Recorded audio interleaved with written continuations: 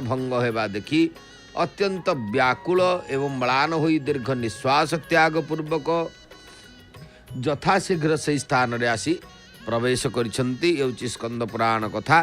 तेणु जो स्थान रे महाप्रभु आज सिंह द्वार रे धर्म द्वार रे रथारूढ़ होई भक्त मान को दर्शन दौरान आपण मैंने देखुंट जो भक्त जुआड़ू आसूची से प्रभु को आसिक टे मुंडिया मार दूची तार अभिलाष से निश्चित प्रभु को पाखरे पूरण होगापाई प्रार्थना करुच्ची विशेष भाव में कारण आम देखुचु महाप्रभुंर विशेषतः प्रातःकाल मंगल आलती